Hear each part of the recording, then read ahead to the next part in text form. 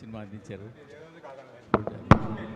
ఎలా ఉంది ఏంటి అన్నది పక్కన పెడితే ఒక మంచి సబ్జెక్ట్ తీసుకుని ఒక మంచి అటెంప్ట్ చేశారు.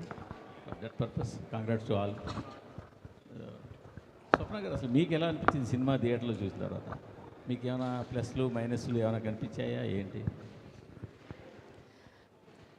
అంటే ప్రతి సినిమాకి ఎంతో కొంత ప్లస్లు ఎంతో కొంత మైనస్లు ఉంటాయి సార్. అది ఏ సినిమా అయినా సరే, ఎంత గొప్ప సినిమా అయినా ఆ చిన్న ల్యాగ్ ఉంది అనే దానికి ఉంది, అది ఆ ఫీడ్బ్యాక్. కానీ అది అది అది ఇంపార్టెంట్. ఈ సినిమా ఇంత పెద్ద కథనం చెప్పడానికి అది ఇంపార్టెంట్ అని ఫీల్ అయ్యాను నేను. అంటే ఈ కథ is a very difficult story అండి, ఈజీ కాదు. ఒక 2 డిఫరెంట్ సెక్షన్స్ ఆఫ్ లైఫ్ దాన్ని మర్జ్ చేయటం అనేది. I think we did a good job.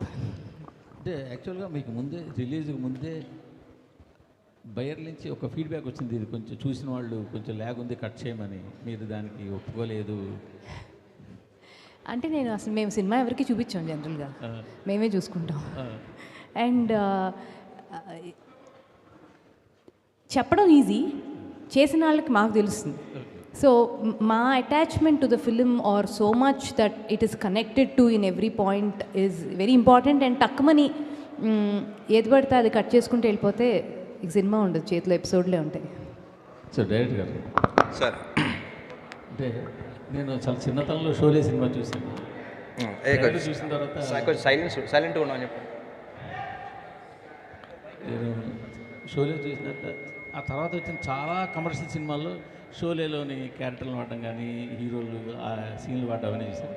Trailer చూడగా నాకు ఎక్కడో ఇది షోలేకి అడాప్ట్ చేసినట్టు ఉంది అని స్వప్న గారికి ఫోన్ చేసి కూడా చెప్పాను నేను ఆ రోజే. తర్వాత సినిమా చూసినాక పూర్తిగా నాకు అర్థమైంది, షోలే స్క్రిప్ట్ని మీరు ఆ క్యారెక్టర్ని కొంచెం తీసుకున్నారు. చాలా ఇలాంటి ఒక దేశభక్తి సినిమాకి షోలేని అడాప్ట్ చేయడం అనేది అంటే ఏం లేదు సార్. అంటే ఏదైనా కథ అనుకొని దాని సినిమా వేయాలనుకున్నప్పుడు ఒక డైరెక్టర్గా దానికి రిఫరెన్స్లు వెతుక్కుంటాం ముందు, అలాంటివి ఏమైనా ఉన్నాయా. అది కేవలం స్ట్రక్చర్ కోసం. సో అలా ఆలోచిస్తున్నప్పుడు షోలే మా చిన్నప్పుడు, నేను ముట్టకముందే రిలీజ్ అయిపోయింది కానీ దూరదర్శన్లో చూసి చాలా ఇంపాక్ట్ ఉన్న సినిమా. సో స్ట్రక్చరల్లీ అదైతే బాగుంటుందేమో అని చెప్పేసి అనుకొని స్ట్రక్చర్ వరకు, ఓన్లీ స్ట్రక్చర్ వరకు అది ఫాలో అయ్యాము. That is.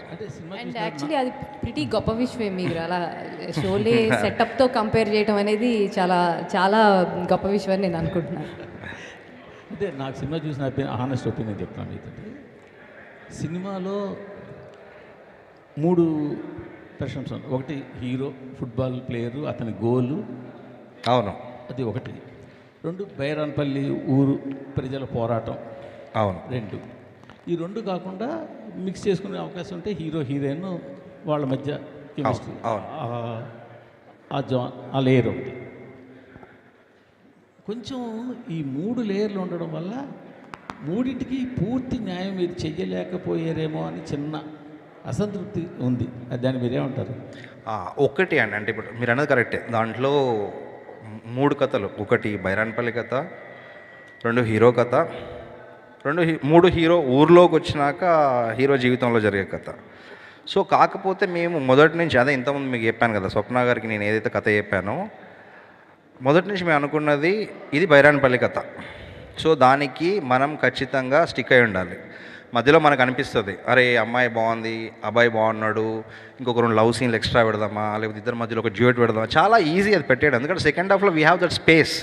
ఇద్దరి మధ్యలో వచ్చిన రొమాంటిక్ సీన్స్ పెట్టవచ్చు, ఒక చిన్న ఏదో సాంగ్ ఒకటి వేసుకోవచ్చు.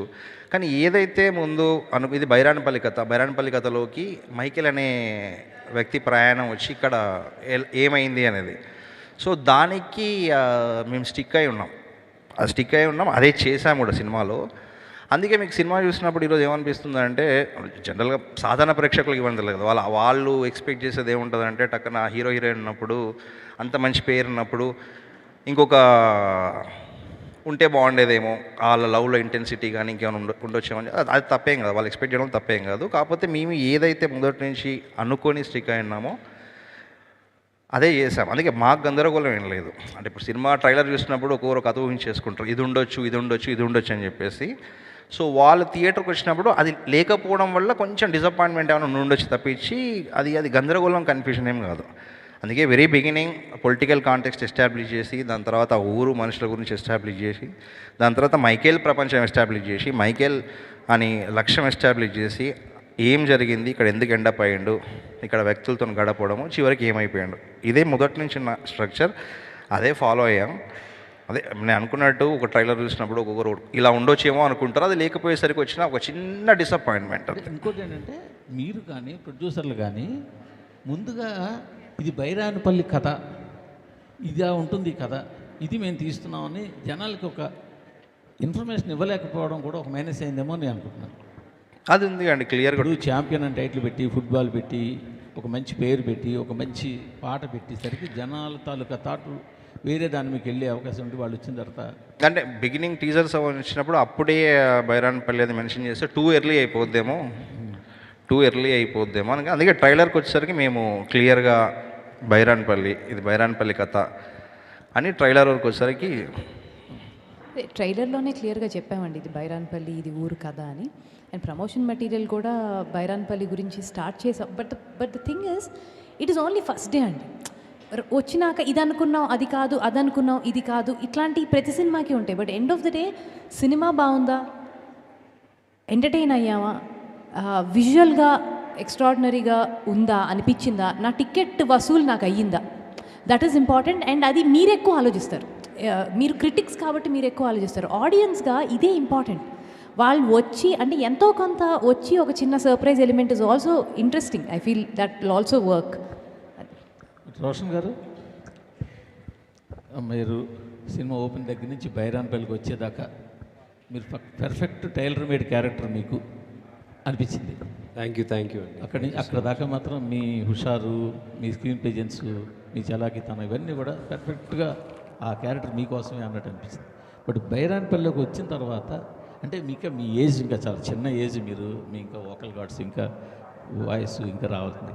అక్కడ కొంచెం ఏమైనా మీరు అందులో పర్ఫెక్ట్గా మింగిల్ అవ్వడం తగ్గిందని ఏమైనా అనిపించిందా మీకు ఏమైనా? మింగిల్ అంటే అండి, వీడు ఒక కుర్రోడే, వీడు ఒక 23 year old 24 year కుర్రోడే. ఇప్పుడు మనకి స్పోర్ట్స్లో చూసుకుంటే అందరూ 22, 23లోనే ఉంటారండి. మనోడు ఆస్పిరెంట్ ఫుట్బాల్ ప్లేయర్. సో వాడు యంగ్ ఫెలోనే. ఇప్పుడు నేను 26, మైకిల్ నాకంటే చిన్నోడే.